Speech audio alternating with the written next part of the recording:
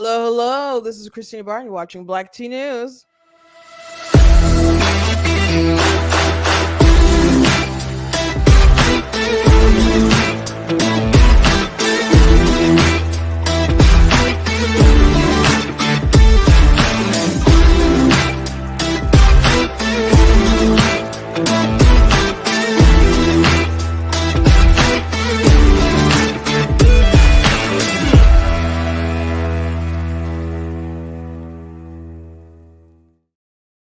Hello. Welcome to Black Tea News. I'm your host, Christina Barr, and today we're going to be talking about the news that broke yesterday afternoon that Joe Biden was not going to be seeking re-election anymore. Well, he sought it. He lost it. He fumbled the ball bad. So Kamala Harris is the one who is stepping up to the plate, and she's got some notable people backing her. So it would seem that they're going to make that happen. I don't know if they're going to have anything crazy happening at the convention. It seems, I don't know. I wouldn't bet on that. I think that if she has all the support, they're probably just going to go ahead and lock her down. And I think there's other reasons why they might want to keep her on the ticket and headline it anyway. And I'll get to that. But yeah, I guess, we've been back and forth a little bit. Like, is he going to drop out? And he was pretty adamant that he wasn't going to drop out. And then I thought maybe things would shift after Obama. Obama was really pressing it too. I'm like, there's too many people pressing him. But then they seemed to still like double down, and he fought back. And there were some aides like doing some very snippy kind of remarks toward them, like, you guys are the reason why we have Donald Trump in the first place. So I didn't know how it was going to go. I wasn't totally like surprised when I heard the news, but it's definitely a different ball game now. So we'll talk about that, the repercussions of that. Can she win, and who's she going to pick, and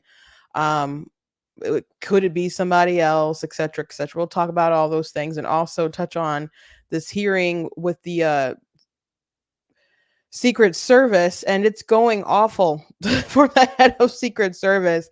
We'll have to maybe talk about it more thoroughly tomorrow, but there's some clips already going around, and it's just not good. And it's both sides of the aisle that are dogging her. So there's a really big issue with the Biden administration with just a lack of accountability. And, if she won't resign for these failures, Biden should fire her. But they didn't fire anyone after Afghanistan, so I don't expect them to take accountability. The only person I can think that they got rid of was that person who was stealing luggage, from women and wearing their clothes, Sam Brinton. But before we jump into everything, I want to encourage you guys, go to blacktnews.com, check out different content on my website, different articles, videos, etc. If you like what I do here, please consider leaving a donation on the website, because it does cost a stream, run my website, all that stuff. So I do appreciate it. The Bible says I have not because you ask not. So I am asking if you can support in any kind of way. I need to get some technical things done and fixed. Like, I'm sorry if you hear a buzzing. There's something wrong with my fan, so it just keeps going. And so sometimes it doesn't do anything, but it's been doing that kind of all morning. So anyway, if you guys can support, I appreciate you. I appreciate you very much. You guys can also check out different merch that's available on the website, different t-shirts and mugs and so on. So go ahead and check that out. You guys can. Well, I guess it's almost pumpkin spice season. I made this some time ago. So you guys can check out those. I got other mugs like the You Are Not That Special, and of course I have a black tea mug that's pretty neat, and I got teas and other stuff too. So anyway, just check out the store and check out some of my books that I've written as well. So I did not change the intro yet. I got just kind of caught up in different things and wasn't able to change the video. But I by tomorrow, like the countdown, the counter, I'll have like different music on it. So I'll probably select like a song for my cousin. He's a Christian rap artist. Why not? Go ahead and support family there. So uh that'll probably be what's going to be the countdown music. Maybe he has a really popular song that, well, one of his most popular is like the song "The Devil's a Liar." So I don't know. I'll listen to a couple and make a decision. But when you hear the show start tomorrow and you come down in the countdown, um, which is just so people can have more time to kind of get in and catch the live. If you hear music that's different, I just want to let you know, brace yourselves, because I do plan on having some different music in there. So Tiff says she loves Christian rap. Well, his name is Gabriel Redman. I think he just goes by Gabriel. So you can find him on Spotify. And he's got some good stuff, good good tunes. I mean, good on iTunes and whatnot. So it's just Gabriel Redman is his name. It's technically Bar Redman, but I don't think he abbreviates his. I'm sorry, hyphenates his name for his rap stuff. But anyway, I guess you'll hear something tomorrow when we play it live. So anyway, big news yesterday. So I was actually in church when the news dropped, and so I started getting text messages from a friend that said Kamala or Michelle, and I thought that was a curious thing to tweet. I mean, to send to me. Um, you know, and I thought it was just maybe like normal conversation because people were speculating that Joe Biden was going to drop out. So after service, um, the conversation was just like buzzing everywhere. Like Biden dropped out. Oh my gosh, Biden dropped out. I'm like, Biden dropped out. And so I, sure enough, looked on Twitter and what I think I just put in Google real fast, Joe Biden, and it was breaking news. Now, how he broke the news was the most bizarre thing. And I'm not saying this man isn't alive, but do we have evidence that he is? Because this was really strange. Because there's a statement I'm sure he did not write, and it was posted by someone who was not him. He doesn't post his own stuff. Usually it's well, I don't know usually, but we do know that Kareem, the press secretary, does manage his Twitter, because one time, or X, I know I still call it Twitter, but one time she posted something on his page that clearly should have been posted on her own. So we know she manages his social media. So there wasn't some kind of press conference, no address from the Oval Office, no even video for them to send out. And I know he left and was quote unquote sick with the COVID, and was going to be in isolation. But this is a pretty big deal. It's a pretty big decision, a very weighty decision from the president of the United States so far into his reelection run. And the American people, whether you're going to support we're going to support him and you're going to support Kamala now, or whether you don't like them and you're always going to support Trump or whatever, regardless how you feel about all this stuff, the American people deserve more than what they're getting. And Kamala Harris, she's supposed to address, maybe she already did by now, but the world. But we're hearing from her, not Joe Biden, who's the president. So, and his people were on TV like that day, still insisting that he was staying in the race. I was reading things last night, the night before on Saturday, about how Hunter Biden said, isn't like moving an inch on this. And Hunter Biden and Jill Biden were the ones who were like really his advisors, real close to him, trying to keep him from, dropping out and stuff. So as long as they were in his corner, and it's hard to tell old men anything anyway, just sorry to stereotype, but people when they get older, man, they are really stubborn and settle in their ways. And some people, you can't tell them nothing anyway. So Joe, there's a good chance he's just going to let it all burn. I was like back and forth on what I thought was going to happen, because there was a big pressure campaign, not just from Democrats everywhere, but the media was on the pressure campaign as well. But once Obama really got into it too, but I mean, it more affirmed than George Clooney writing that letter, that op-ed. Um, I'm like, okay, I don't know how you can sustain this, but he decided to start clapping back, saying, "Well, you guys, it's your fault that we have Trump in the first place, because y'all wanted Hillary instead of me." Well, his aides like put that out, or people close to him, and I thought that was really interesting, because I just thought that maybe I didn't realize that Hillary was picked over him. I assumed that him not running mostly had to do with the fact that his son died, which is bizarre to me, because I was concerned about Joe Biden in 2016.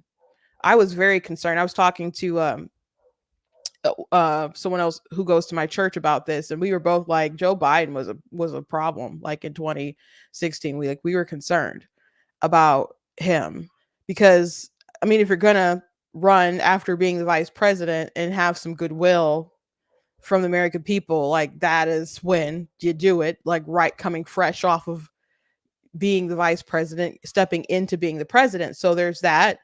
Um, and then there's also the fact that, his son had just passed away. So people were going to have a lot of sympathy for him, understandably. And they were just going to connect with him in a way that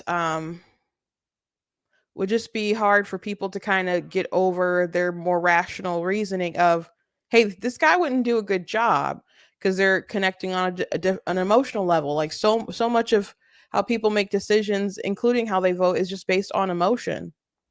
People vote for who they like first and foremost. You know, that's a top factor when people are deciding. And you could say, well, I'm a rational person. I just look at the issues and that's how I make a decision. Congratulations. You are, I think, a more rare bird. But most people do stuff based off of emotion. So anyway,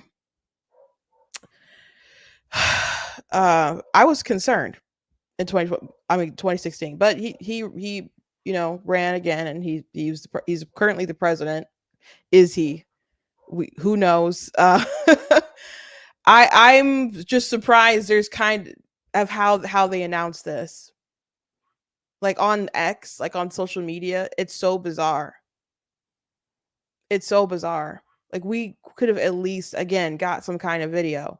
And to my knowledge, and you guys can let me know, I don't think there's still any kind of proof of life for him.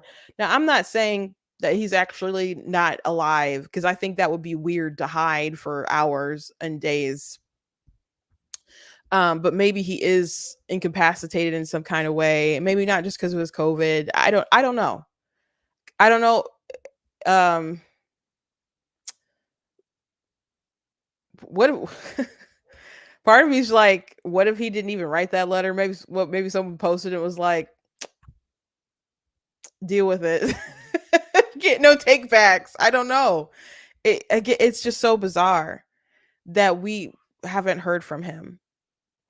And I was talking to my youngest sister a few hours ago about this, and the conspiracy, like, is he even alive? And I'm like, it would be a dumb thing to just like, for what purpose would they be hiding that he died? Um, but maybe he has I'm like, maybe he has good days and bad days. Cause it sounds like Biden has like sundowners, like he's good, fine, like 8 to 4. I mean, not 8 to 4, 10 to 4. And then as it gets later in the day, he's just kind of not with it. And my dad, if some of you who've been with me for a while, you know that during COVID, my dad was in the hospital. And this was like before like the vaccines were being distributed. So anyone who's like, why didn't you get the vaccine? They weren't, this was in like early November of 2020, as in that he went in the hospital the day after the election. So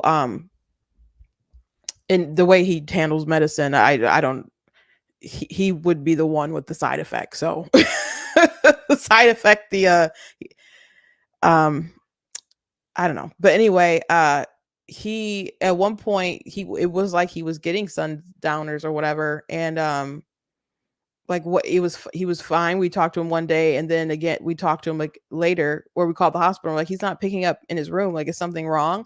And they said, well, he doesn't know who he is. And we're like, what? Like, they said he couldn't, like, he didn't really know his kids, and he was just kind of like losing his mind, I guess.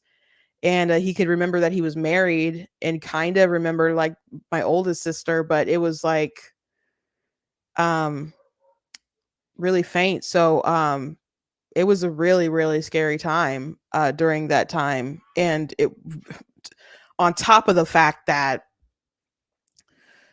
we couldn't see him, and we just handled COVID so awfully in so many different ways back then. But he's okay now. But it was my mom said it was like being on an episode of House. Like, every time, like, they didn't know what was going on. Every time there's an update, something worse happened. But maybe there's some kind of sudden shift. I don't know. And we're only speculating, and maybe it's wrong to speculate, but it's wrong to keep the American people in the dark like this. It's regardless of however you feel. This is so weird. It's so bizarre, and we do deserve more than what is going on. And honestly, if Joe Biden cannot complete his term, I mean, isn't well enough to run, then he shouldn't be president either. And I don't want Kamala to be president ever at all. But that's just the facts of the matter. If he can't run the country, then he shouldn't be president. Now, Democrats are pushing back against that early, and some commentators or whatever are saying you don't have to, just because he dropped out of the race doesn't mean he has to drop out of being the president, because, well, mostly he's dropping out, they could say, because he's going to lose, because the poll numbers have it in that kind of direction. So, but why is he losing? I mean, besides the policy stuff is really bad, but people decided to really like overdrive, throw him under the bus because of his mental decline, his physical decline, his frailty. That's why they, decided to go all out, because everybody could, apparently they saw this stuff before at the fundraiser, and people saw through different interactions Kamala Harris really needs to be hammered about seeing Joe Biden and insisting that he's fine, he's fine, he's fine, he's fine. But obviously he's not. So she lied. She's part of the cover up. His staff's part of the cover up. The White House part of the cover up. His family's part of the cover up. The media is part of the cover up. Guys, just like a month ago, like, all this stuff was a conspiracy theory. But all this stuff was like a conspiracy theory. Now, we knew it was true. We knew it was true. I've been saying this man, something was wrong since 2020. Now, he's obviously worse today than he was in like 2020, but seeing is believing, not necessarily when it comes to video clips of Biden and Trump. How misleading videos are trailing Biden as he battles age doubts. Trump campaign seizes on misleading video to criticize Biden's mental state. Fact check. Cheap fake Biden videos enrapture right-wing media, but deeply mislead. That's what they were saying. Fact checker, Washington Post, ABC News, New York Times, AP. This was madness. And we all knew that they were lying through their teeth and trying to say that basically we were blind to what was right in front of our faces. And then as soon as they couldn't deny it in real time with the debate, Biden's like really low gravelly, weak sounding voice with the gaping mouth open, crazy eyes, split screen while talking to Donald Trump, you know, the people, you couldn't deny it anymore. You couldn't deny it anymore. It was just the optics were just so overwhelming. And then they decided to panic and really push this man out. So they can't say it's just because he was losing and that's why they decided to change tactics. But he because he was already losing, I guess. Um but the shift, the push, and the reason why they're pretty darn positive that he wasn't going to win is because of his health. So if Joe Biden could address the nation in some kind of way where we could see him and he can stare into our eyes or at least the lens of the camera and explain his reasoning and so on, then he should have already done it. And he shouldn't have made this announcement until he was ready to. And the fact that his staff there's people around him that were blindsided by this. Again, they were saying that he was staying in that morning before it dropped on social media. So again, all this stuff was really, really bizarre. Now something that Republicans, they're really pouncing about, like, oh, this is a threat to democracy. They say we're the threat to democracy. They're the ones who are nominating Kamala Harris, and she hasn't won one single delegate, and there hasn't been one vote cast for her to be president, and she's about to be the nominee, and they switched him out, and etc. They don't respect democracy, blah blah blah. So so they're trying to flip the script on this narrative, and I don't know if that actually works, guys. I don't know if that actually works. No, there are people who are genuinely upset about really not being able to pick their leaders. But she is the current vice president, and she would be the vice president if Joe Biden won. And he did win the primary. So people being so surprised that it will be her shouldn't be, especially because you may think that vice president doesn't do much, it doesn't mean much. It does when you're like 80 something years old. It does when you're 80 something years old, because things could go down south really, really fast. You know, life is a gift at a certain point. I mean, it always is, but when you're that old and frail and so on, no one has confidence that he would make it through another 4 years. So if you voted for Joe Biden and you weren't prepared for Kamala Harris to be the president at some point, what's wrong with you? Like what were you thinking anyway? So people being upset about it being her, I can understand why they might want someone else, and that she's not the ideal, and maybe like them together makes you feel good, but I don't she's very leftist and radical, but so is he. And he hasn't really stopped the radical people from implementing radical things in his administration. So the things that you didn't like about Joe, you might as well just tack him on to Kamala Harris. And if you think that don't get me wrong, I think she'll be worse at the end of the day. But if you're gonna vote for Joe, then you're used to the radical stuff. He's not the restore the norms, moderate, or whatever that people maybe, I don't know, convince themselves that he would be when they voted for him in 2020. He let the crazies run the asylum. And then he also parrots the things that they want to hear and that they believe and so on. So the Democrats didn't allow for a primary anyway. Not really. The DNC was never going to entertain any sort of debates in the least bit. You had folks who did want to compete against Biden, but they weren't going to have it. They're like, he's our incumbent president, he wants to run again, and that's what it is. Now, I think that's crazy because, again, his age and health and other things, they should have had someone else run against him, or he should have really just decided not to run for reelection. He said he was going to be a bridge candidate or some kind of transition candidate. And so he had his first term, so he could have just bowed out and not did the second one. Said, my job was to defeat Donald Trump, and I did that, and we can pass the torch, and I know that they can defeat him as well. But I was glad to bring some stability.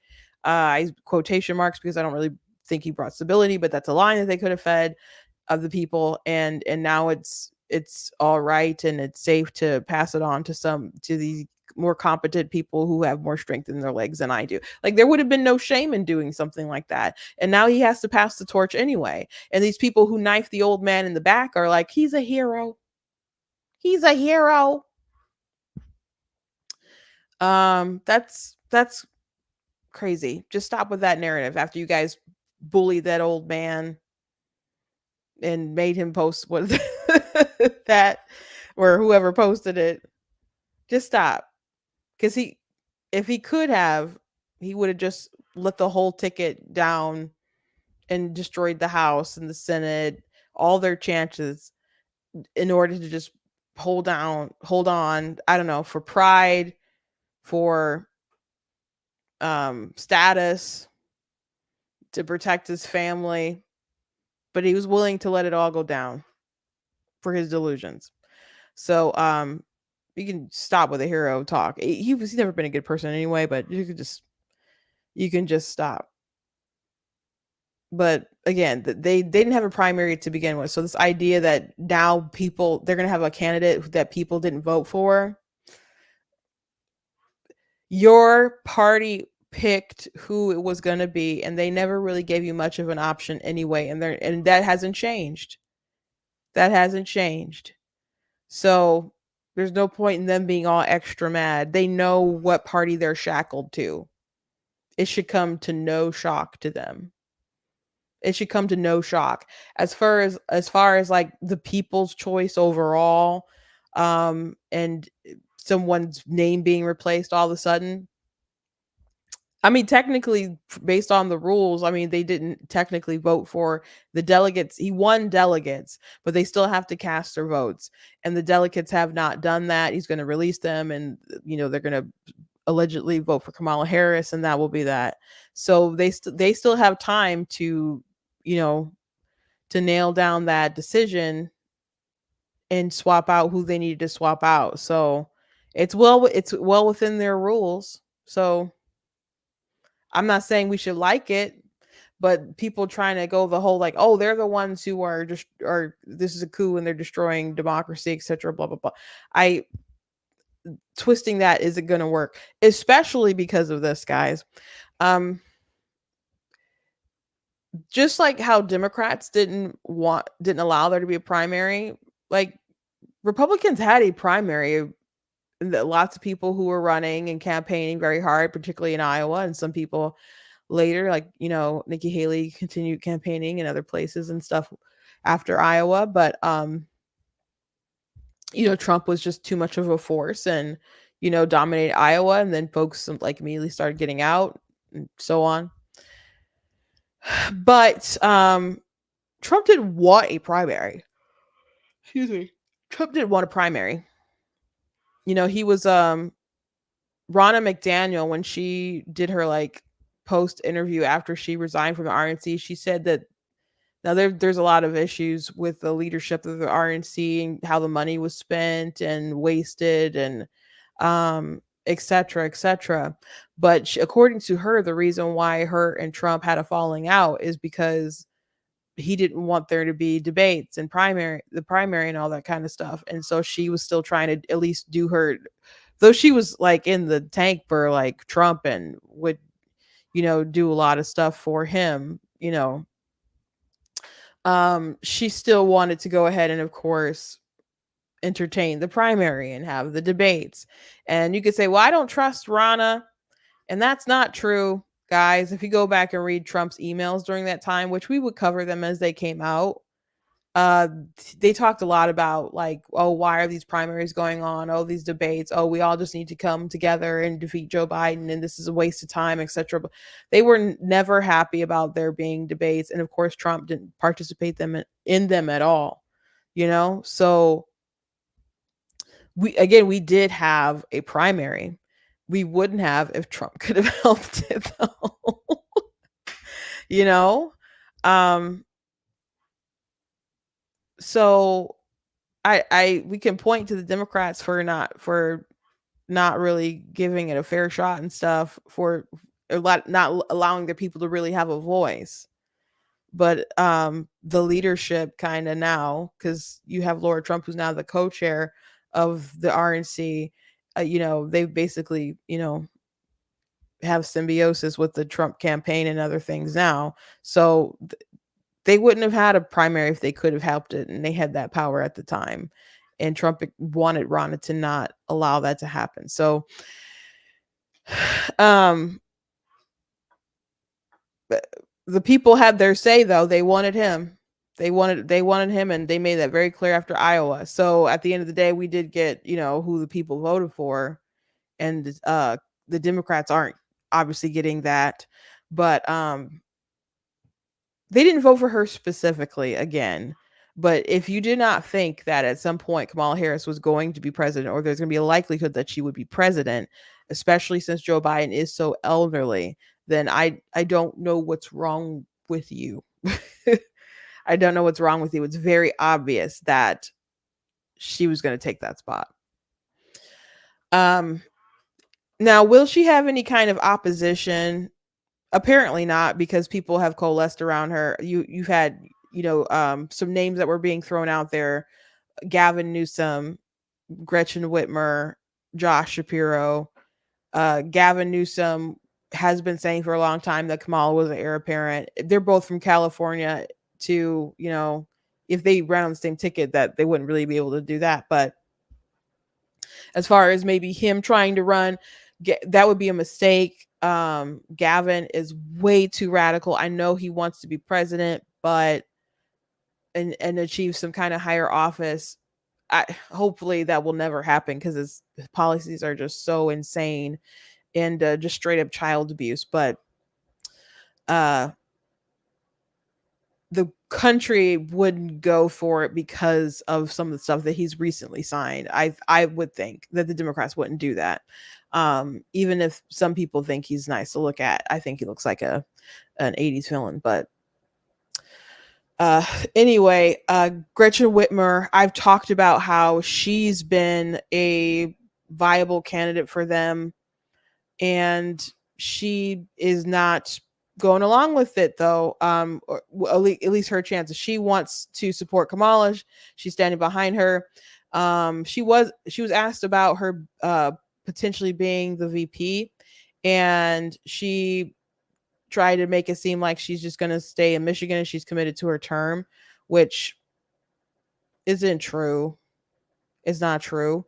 Um, when she got reelected, she made it seem like, she was just going to be focused on Michigan, didn't want to go to um, DC at all. And it's just not the case. Like, she wanted to be the vice president. She was being looked at and considered, and people who know her know that she really wanted and even expected that it was going to be her. But of course, they didn't just want a woman, they wanted a woman of color. So, wasn't her time. But I can believe that she doesn't really want to be the vice president, though, at least not Kamala's vice president. Because you have to think that some of these people want to shoot their shot in 2028. So why would they, play second fiddle, especially if the ticket is likely to go down in flames, you know? If Gretchen Whitmer can hold out, and she's running against an open field of Republicans in 2028, then that's what I believe that she would like. I think that's what Gavin Newsom would like, but we'll hopefully, he will slither under a rock and we won't see too much of him, hear too much of him. But Josh Shapiro, I've been saying, would be a good pick for them for various reasons. He's not attached to like COVID stuff like Whitmer is, because he's a fairly new governor. People perceive him to be moderate. He's popular in Pennsylvania, so it would take Pennsylvania likely off of the map. So there's quite a few reasons, but he will probably not be the vice president pick. Uh, one, if I were him, I don't know why I would do it. You could stay in your state, continue being a governor, and wait it out. Get reelected, and then go run for president yourself. So why would you want to attach yourself to Kamala Harris, who's not likely to succeed, and stain yourself with that kind of failure? That would make zero sense to me. But that's not the only issue. The fact that he is a Jewish could hinder him, and people are noting that, which is really, really messed up. So they talked about this on CNN, and that him being Jewish would be a problem with the ticket because of all the anti-Semitism that's in the party. Pennsylvania's Governor Josh Shapiro is being discussed as one of Harris's potential running mates. He also endorsed her tonight. In your view, what are the pros and cons for putting him on the ticket? Well, he's certainly under consideration. I know that from key Harris allies. He's a first-term governor. He's Jewish. There could be some risks in putting him on the ticket, but certainly some of our voters here in Pennsylvania said, hey, we like Governor Shapiro, give him a look. Also told Anderson that some other governors, Senator Mark Kelly of Arizona, are on the list of the Harris team. One Harris ally told me today they hope to get her within a few days, assuming her path to the nomination continues to look good, and it does tonight, but we still have some question marks. They hope to get her a list, they say within several days to a week, of 4 or 5 names for her to. Yeah, that's wild that they know that they're aware of it. So I don't know if it's going to be anyone from this list or any other folks. Let's look at the I'm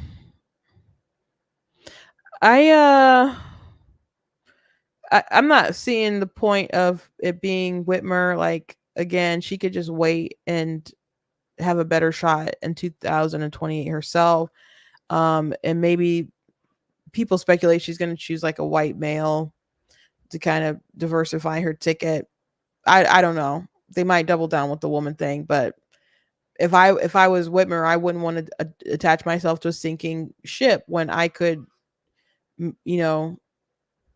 be the face in 4 years. And there's such a risk that none of these people can beat Trump anyway, because of how the economy is, people's perceptions about it, inflation, and how unsafe the perceptions of how unsafe the world is, how out of control the border is, so there's a lot of policy things to try to overcome. So I don't know. There's all that, plus Kamala is unlikable there, and people want to rally around Trump after he was nearly assassinated. So if you're a serious contender with future and political ambitions, I don't know why you jump on this train. Kelly seems like an interesting pick. Like, if they pick a senator, that might be interesting. I can't see a lot of governors doing it who might have some kind of future aspirations. Or what if she doesn't go white? What if she like Kamala and Cory? It'd be Cory Booker or something like that. So maybe she just picks a senator and she doesn't go governor.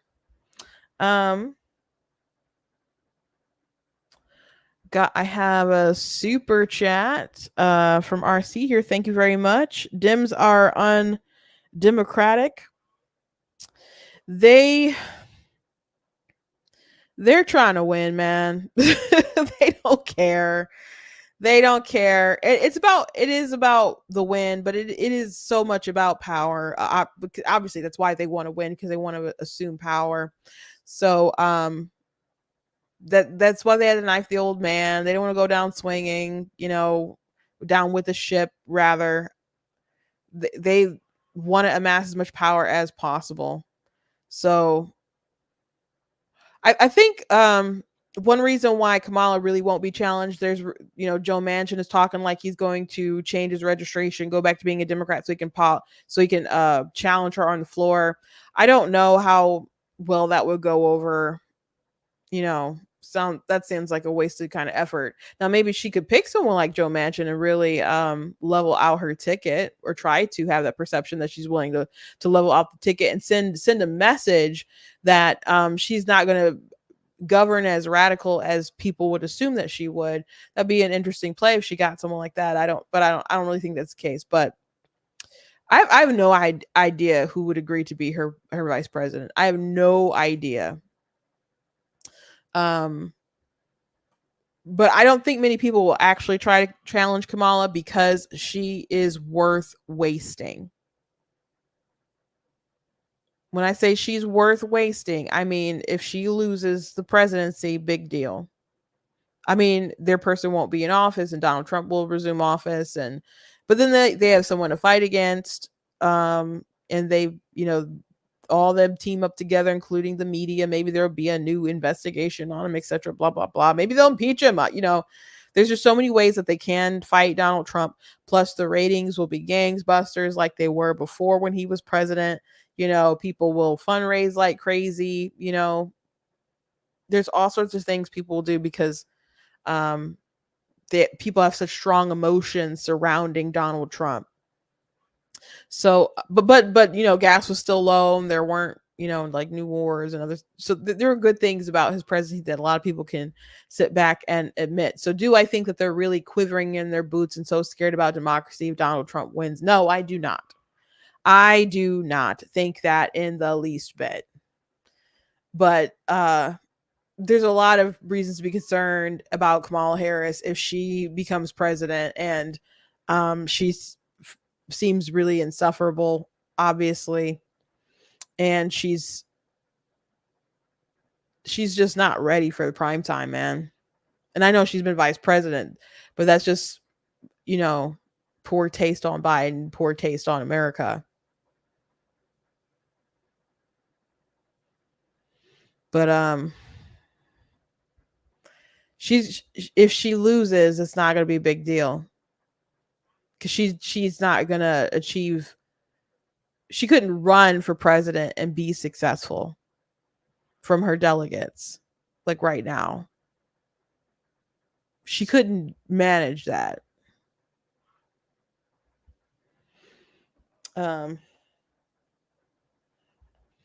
So if she goes down, she goes down. And I think that's a similar reason why her and Joe Biden were actually the nominees anyway, that this was his last shot and she's not very good. So might as well toss them together. If they lose, oh well, we just, we got to deal with another 4 years of Trump, but at least we'll have money and we can fundraise and so on and so forth. But they did win. So rest is history. Rest is history. Do you guys remember when Joe posted this? This is like the greatest mistake in one of the greatest mistakes in political history, man. Donald Trump lost 2 debates to me in 2020. Since then, he hadn't shown up for debate. Now he's acting like he wants to debate me again. Well, make my day, pal. I'll even do it twice. So let's pick the dates, Donald. I hear you're free on Wednesdays. Donald Trump lost 2 debates. So such a major mistake having this early debate, having, maybe they thought Trump wouldn't do it because they had all these stipulations or whatever, but he agreed, and they had it way early. They didn't use the presidential debate commission thing. They just went through CNN and so forth, and he just totally demolished himself. Like, Trump had moments in the debate that were good, sure, but Biden mostly defeated himself by just revealing his condition to the American people at a time where they were paying attention. Because there's plenty of people who, if they had seen videos or reports or stuff that has been circulating around, they wouldn't have been so surprised that night. But this was such a huge mistake, man. Such a huge mistake. I think the thinking was probably, if he doesn't do too hot, at least the debates happen early, and if he did take a win, that's something that they could brag about. But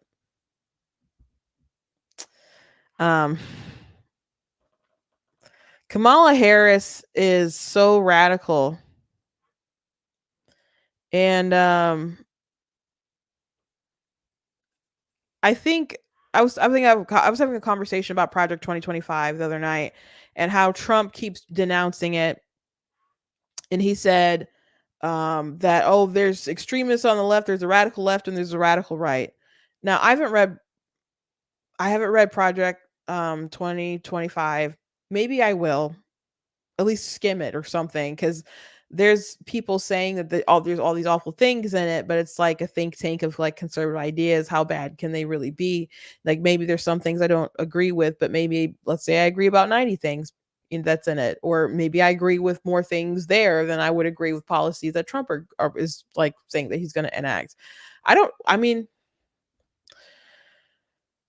I don't know, but Donald Trump, him attacking, the people who made it and saying he's got nothing to do with it, and you can't really run away from it because there's been too many people attached to Trump that have been involved with it. And even if Trump denies it, which he has many times, people don't want to listen regardless, and they still want to find a reason to hate on him. So I said they should focus on just like Project Today, like Project Kamala now, or Project Biden, and just list the crazy things that are going on right now that people may not know about. And I mentioned how Joe Biden appointed a judge that allowed a serial child rapist into a women's prison. That is freaking wild. That is freaking wild. So if we just, I don't know, could find opportunities to focus on things like that, and we can make a website just with all this crazy stuff. And as far as Kamala, we could just have clips of things from 2020 that she said on the campaign trail that were absolutely bizarre and crazy. She said the craziest things. And she laughed at Joe Biden when he said you can't just do executive orders on guns all the time or whatever. And she's like, "You say we can't, Joe." I say we can't. Just she would say stuff like that. She said she's against banning fracking, and she wanted to get rid of health insurance, like private health insurance. So there's a treasure trove of information, even though she dropped out fairly early in her race, of so many radical things that Kamala Harris talked about. I was on a live on TikTok last night, and so we were talking about all this stuff going on. And so there was a person who, and mostly everybody on the panel were like, conservative. And so someone jumped on, and it was an 18-year-old kid. He sounded like he was a black kid, and he's like, "How can you tell that?" Sometimes it sounds like that. And then he asked a lot of questions that were centered around race. So I'm going, I don't think he said he was black, but that was the impression that we all kind of had. And so he said, "Okay, this is my first time voting, and I just kind of want to know, like, who do you think I should vote for?" And what I did like about the panel is that no one said, like, the answer is that you should vote for Trump. No one said that. Everyone said, like, what is it that you want to see? What kind of policies do you think that you would like? And then we just started comparing to like Biden and, what the Democrats would do, or allegedly do, or have done. So those are the things we focused on, but no one was like, you gotta do it and vote for Trump because blah, blah, blah. Everybody was said, what is it? Where are you at politically? And let's see where you align. So I thought that was, really nice. And it's not like we all huddled together and came to that conclusion that's how we were going to push the conversation, but everyone just was, instinctively, wanted to help this young man come to a conclusion that was genuine to him. So we talked about, he said that he was concerned about firearms, and that he's lost, families to, and people he knows, to gun violence. So he wanted something to be done about it. So I talked about how a lot of times, people on the left will say do something, and they'll want to announce different measures to counter gun violence, but they don't. A lot of things that they recommend actually wouldn't do anything to curb gun violence or stop some kind of mass tragedy that happened, some kind of mass shooting. And I mentioned there was a study that came out during Obama's reign as president, and that detailed how many lives were like saved defensively because of firearms. So even though there's all this tragedy that we'll hear about on the news, we don't always hear about the cases that didn't happen, and how people were, somebody who didn't rob that store, someone who, left the property because they saw that you had guns or whatever. We don't hear about all these stories, so it has a good use for people as far as self-preservation. But we also talked about, like, at the core of this, people can decide to break laws if they want to, but we have to do something about trying to, persuade people to choose better paths and not go down like some kind of criminal road before they get to the point of like, let me take this gun and go start ending people's lives. Because people start off small when they're doing sort of delinquent things, and then they can just kind of spread until they're a hardened career criminal. So we talked about that.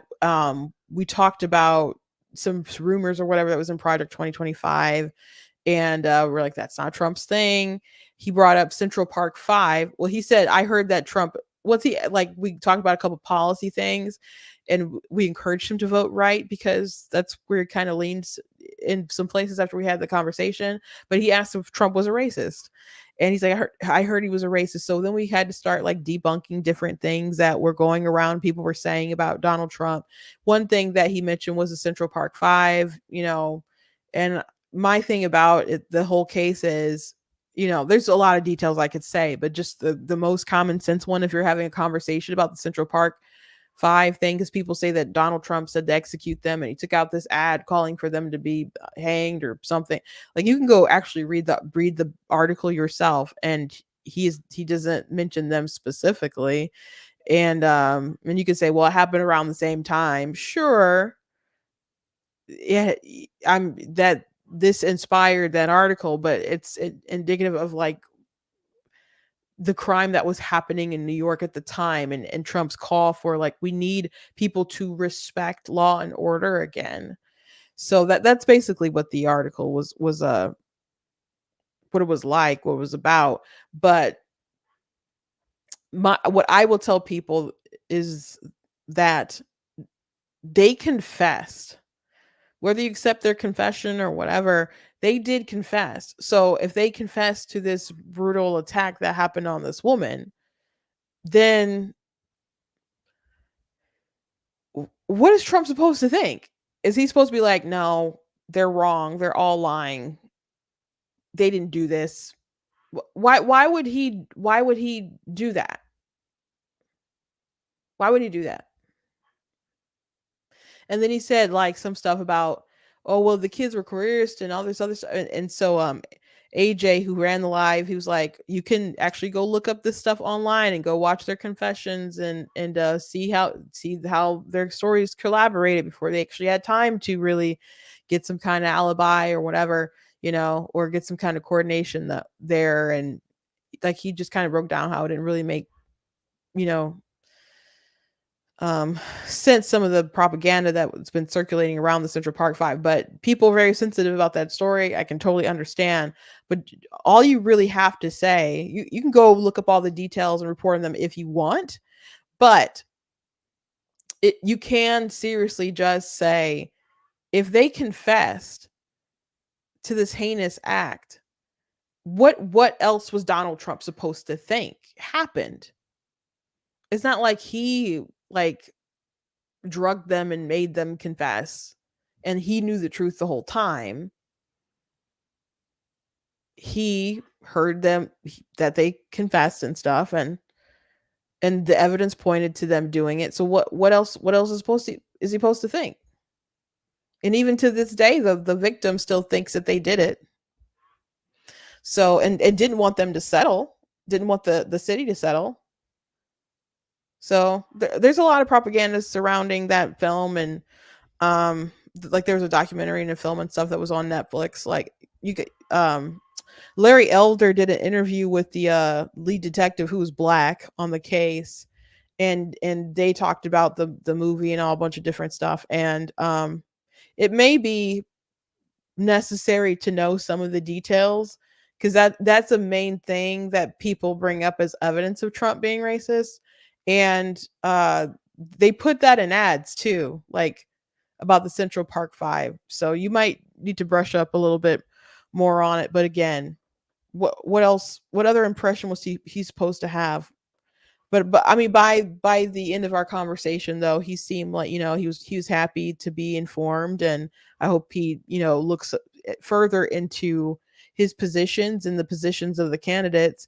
And AJ gave it really good advice. He's like, go to their websites and begin to just read what they stand for and what their agendas are, and see like if you agree with them.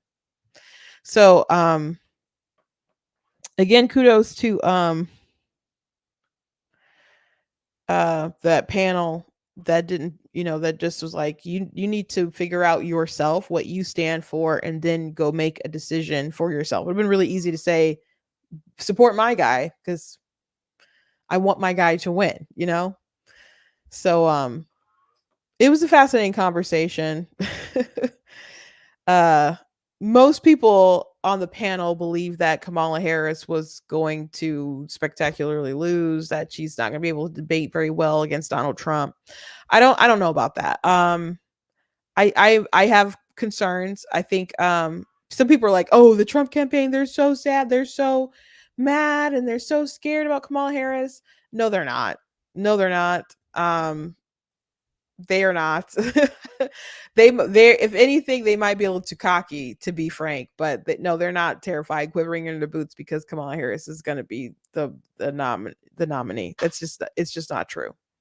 It's just not true. Now, I think it's obviously there's a possibility that she could win. So we'll have to watch the polls a little bit, how they shift, but she's not going to be a very good campaigner. And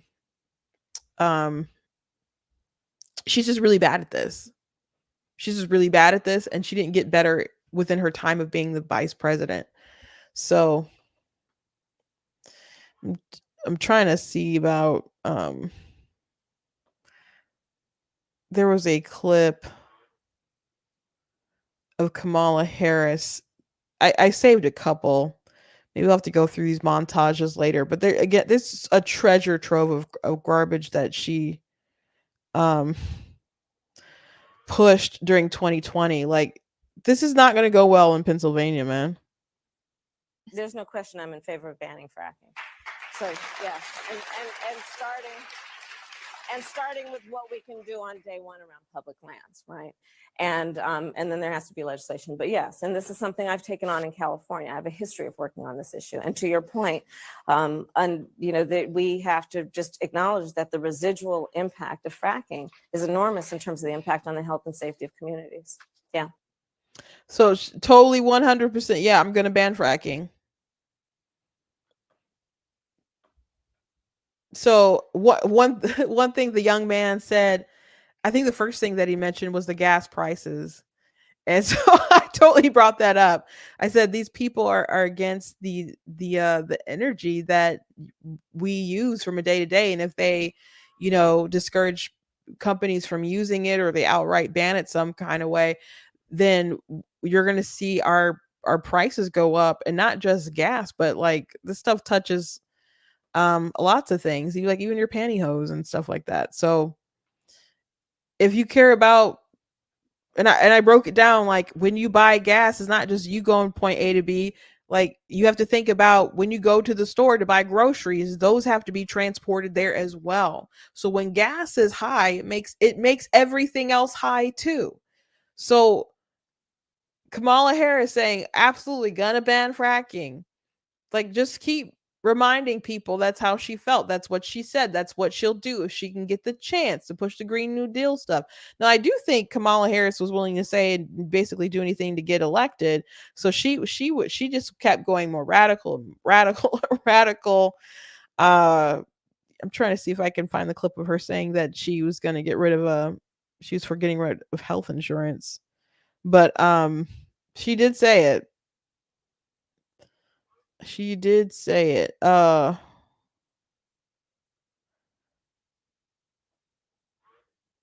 doctor says, well, I don't know if your insurance company is going to cover this.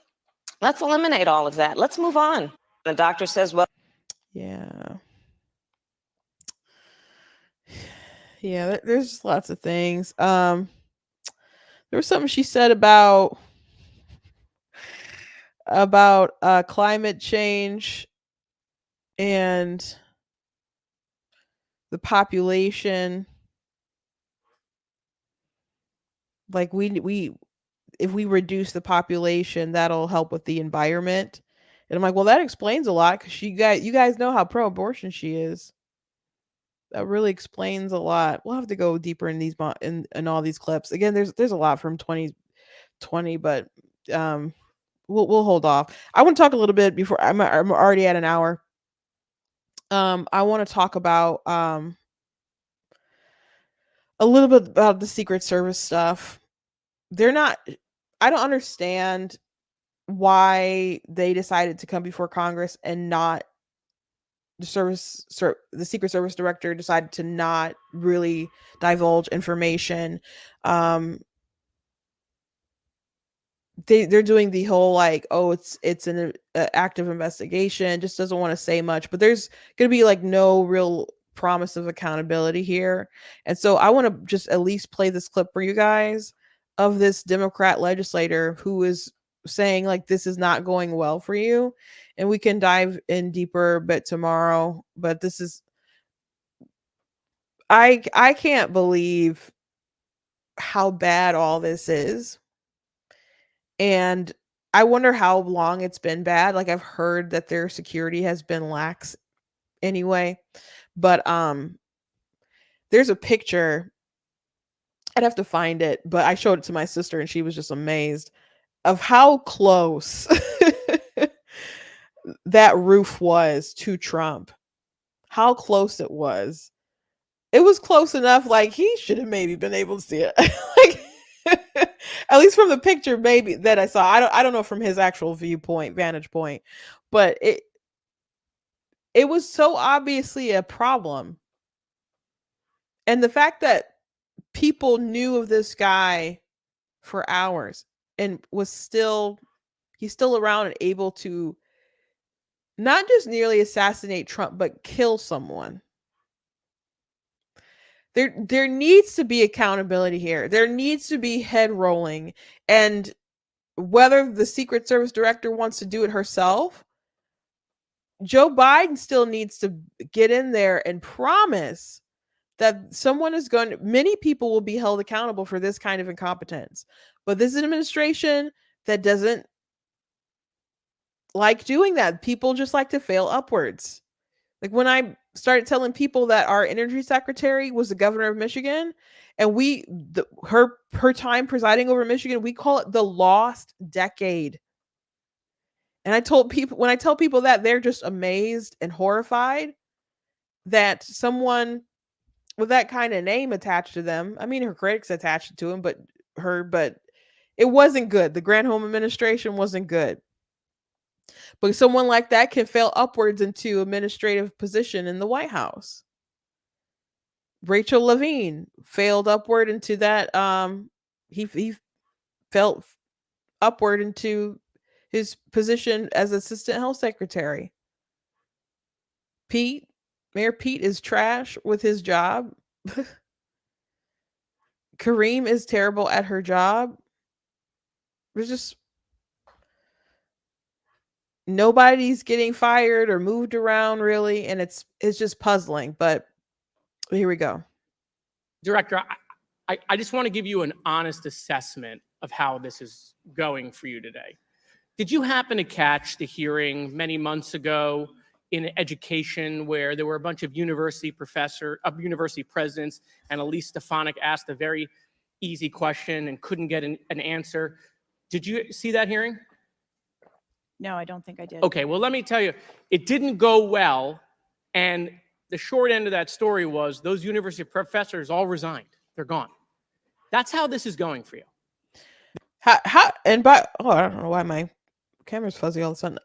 How'd she miss that hearing? By the way, that was top news at the time. I mean, I understand these people are busy, but you don't know that at all? This is where this is headed. Okay. This is, I don't know who prepared you for this. I don't know how many times you've testified in front of Congress, but a president was almost assassinated live on television, not just for Americans, but for the world to see. And this being your first opportunity, I understand there's an ongoing investigation. I understand there's things that you can not talk about, but the idea that we're getting less than you did on television is something that Democrats, Independents, or Republicans are going to find unacceptable. My high school, Marjorie Stoneman Douglas, was on the list of mass shootings that Representative Raskin held up. That very day, the school resource officer, a police officer, did not run into the building. He hid in the stairwell while the shooter was in the building. He stayed outside, never helped. Okay. He also directed other officers who showed up on the scene not to go into the building. When it was determined that the failures in response and training, and that the sheriff fired nobody in his agency, Governor DeSantis then removed that sheriff. I supported the removal. So here's my question. You said there's going to be accountability. I understand you don't want to give us names. When you say that, are you telling the committee that once it's concluded, you're prepared to fire the people on the ground who made poor decisions that day? I'm prepared to take the actions necessary. No, that's nonsense. Okay. Accountability. The failure was human.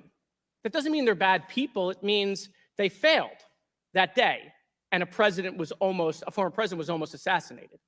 Okay. Are you prepared to fire the human failure on the ground? Yes or no? When you have the names of where those failures were, they're people. It's not like a piece of technology failed. It was people who failed that day. Are you prepared to fire them? I don't have an answer as to whether. Well, then how can there be accountability if you're not prepared to fire someone? And the reason why your name is going to be the person who's held accountable, the reason why members in this committee are calling for resignation, and I join in that, or for the president to fire you, is because you're saying there's going to be accountability, but you can't commit that people are going to get fired. Let me ask this question a different way. If Trump had been assassinated that day, if the gunman had succeeded, okay, would you have come and tendered your resignation? I would still be sitting here because I would want to ensure the integrity of the investigation. Totally that would move understand. forward. That's a fair answer, that you would have set up that process. But would you have had the honor to come in front of the committee and say, former president was assassinated on my watch, there should be new leadership? I think that I have admitted that there was. No, that's what I'm asking. grave Would you have failure tendered your resignation if he had been killed? that occurred? So,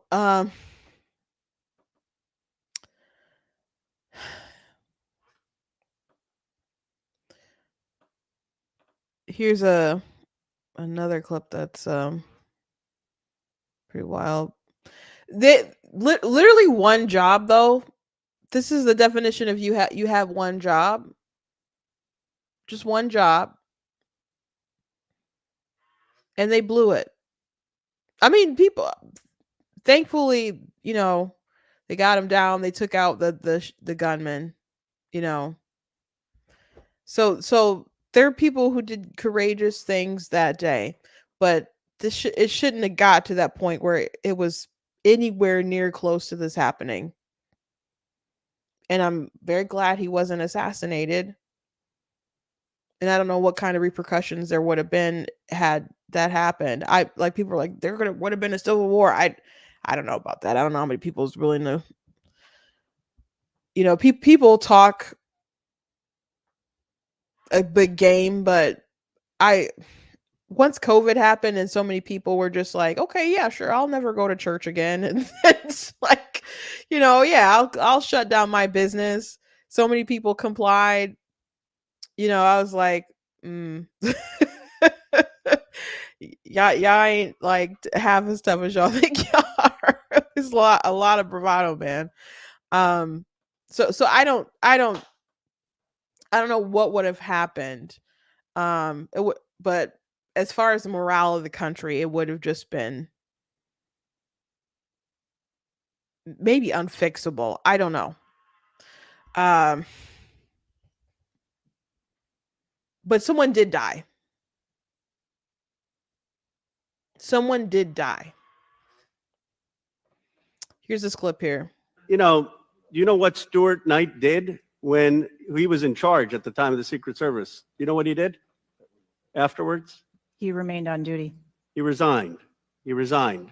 And Stuart Knight was not a Democratic appointee or a Republican appointee. Look, I'm not questioning your judgment. I just don't think this is partisan. If you have an assassination attempt on a president, a former president, or a candidate, you need to resign. That's what Stuart Knight did. He was a Republican appointee, and he took responsibility. And I think you need to reflect. This is not a question of you. It's a question of the American people. You cannot go leading a Secret Service agency when there is an assassination attempt on a presidential candidate. I would say that about anyone who is running. And so I guess my question to you is, what's the difference between your position and what Stuart Knight did? What I will tell you, sir, is that I am dedicated to finding the answers to what happened. And like every Secret Service agent, we don't shirk from our responsibilities.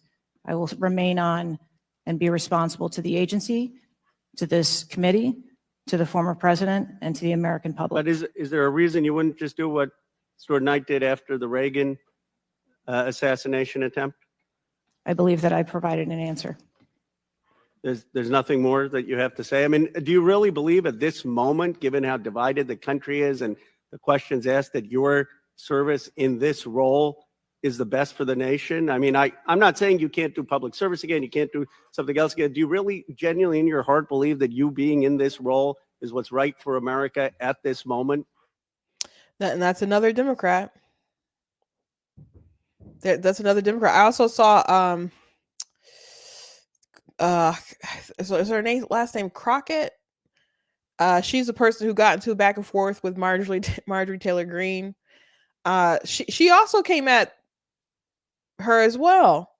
So both sides of the aisle are upset about this, and that she had mentioned that the fact that we're not really getting answers just breeds more conspiracies.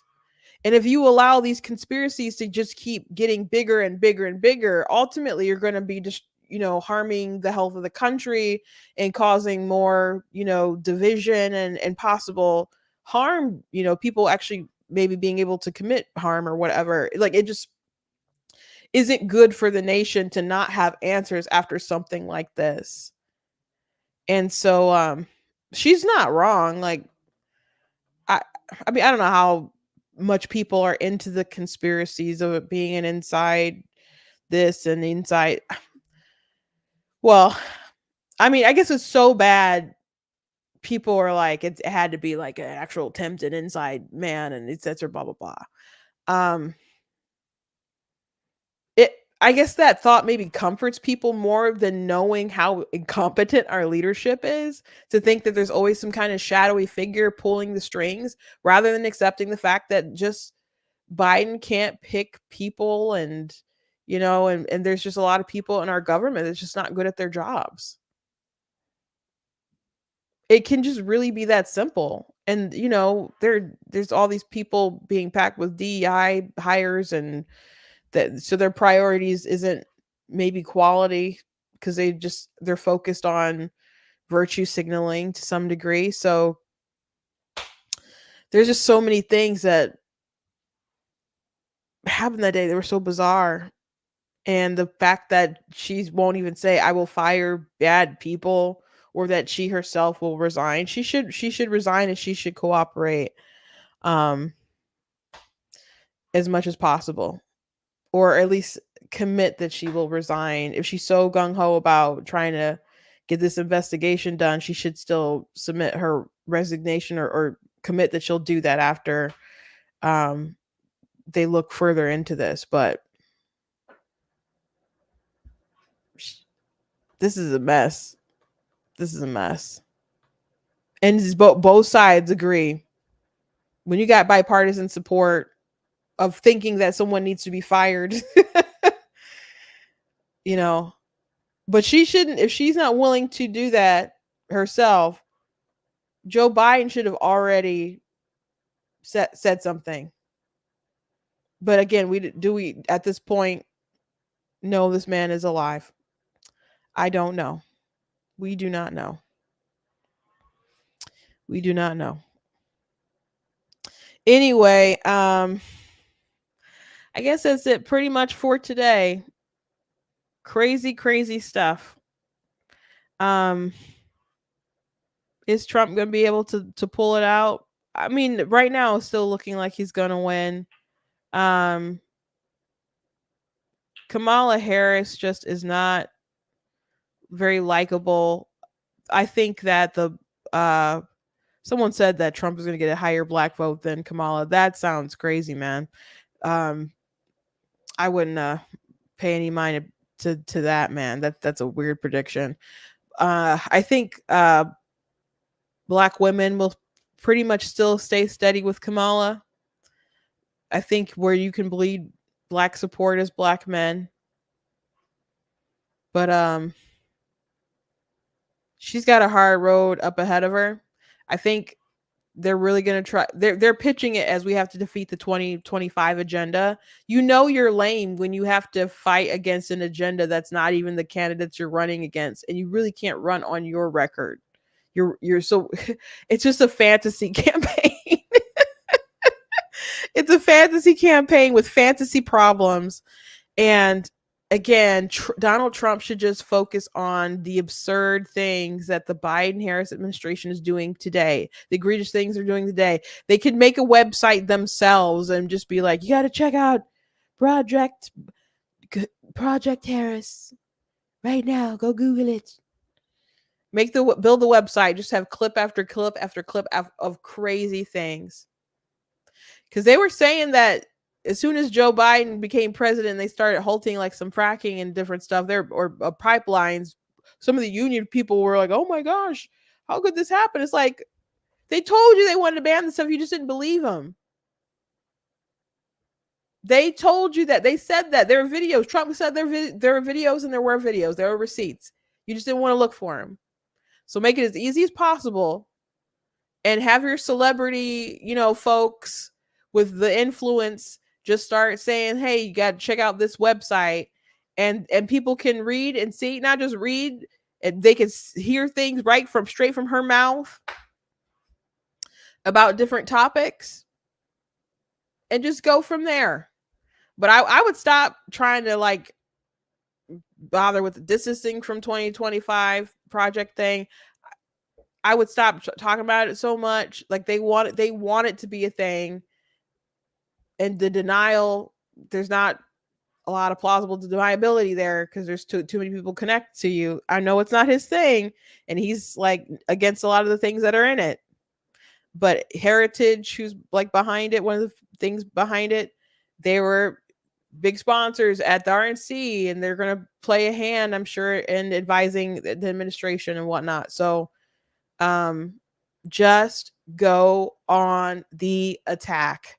There's so much to attack on. Just attack. Stop wasting time. Just attack. The media does not want to bother trying to convince people that you are not connected to 2025 project thing. So just keep punching. Just keep punching. Anyway, thank you guys for joining me today. Please go to blacktnews.com, check out different content on my website, articles, videos, etc. If you like what I do here, please consider leaving a donation at blacktnews.com/donate, because it does cost to stream and run my site, all the good stuff, so you guys can support. I very much do appreciate it. someone said that Kamala was a DEI pick. She certainly was, but but Biden has a lot of DEI picks, by the way.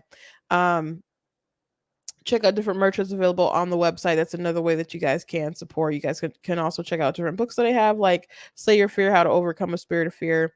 And my book, of course, God is Blatantly Against Abortion. You guys can check that out. And I do have lots of fiction books as well, in case, you're a big reader and you want to check out your new favorite book written by myself. Thank you guys so much. And I'm going to try to have my new intro tomorrow. Hopefully everything I said was like, not Kamala word salad. I'm kind of tired, but I think everything kind of made sense. God bless you guys. I'm sure there'll be crazy news tomorrow, and like it was crazy over this weekend. Maybe we'll have proof of life of Biden by tomorrow. If not, that'll be weird. Like, I know he didn't have anything like really on the schedule today, and I'm not saying he's no longer with us. That'd be a very bizarre thing for them to hide all this time, but I wonder what's the explanation for why he's not immediately out here explaining things to the American people. It's very strange. Anyway, God bless you guys. See you tomorrow.